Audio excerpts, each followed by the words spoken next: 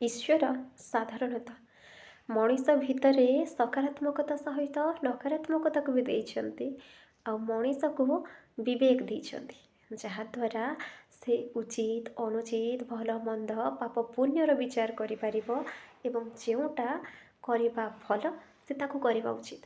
କିନ୍ତୁ ଯଦି ମଣିଷ ଅହଙ୍କାରର ବଶବର୍ତ୍ତୀ ହେଇ ନିଜର ନୈତିକତାକୁ ଭୁଲିଯାଏ, ପ୍ରତିଶୋଧ ପରାୟଣ ହୁଏ, ତାହେଲେ ତାର ସବୁ ଶିକ୍ଷା ସଂସ୍କାର ଶୃଙ୍ଖଳା ବ୍ୟର୍ଥ ହୁଏ।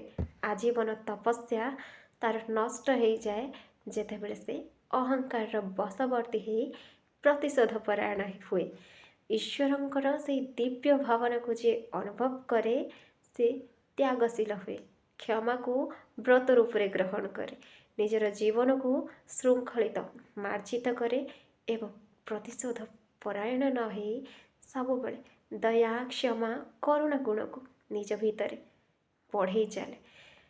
ଅନ୍ୟାୟ ଅନୀତି ଦୁର୍ନୀତି ଠାରୁ ଦୂରେଇ ରହିବା ପାଇଁ ଚେଷ୍ଟା କରେ।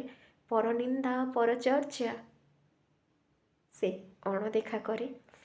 ଠିକ୍ ଭୁଲ ଉଚିତ ଅନୁଚିତକୁ ନେଇ ସେ ଅନ୍ଧ ଭାବରେ କୌଣସି ବି ନିଷ୍ପତ୍ତି ନିଏ ନାହିଁ, ବରଂ ନିରପେକ୍ଷ ଭାବରେ ସତ୍ ପଥର ଯାତ୍ରୀ ହୁଏ, ଈଶ୍ୱରଙ୍କୁ ଅନୁସରଣ କରେ, ଈଶ୍ୱରଙ୍କର ଭକ୍ତିକୁ ଜୀବନରେ ଗ୍ରହଣ କରେ।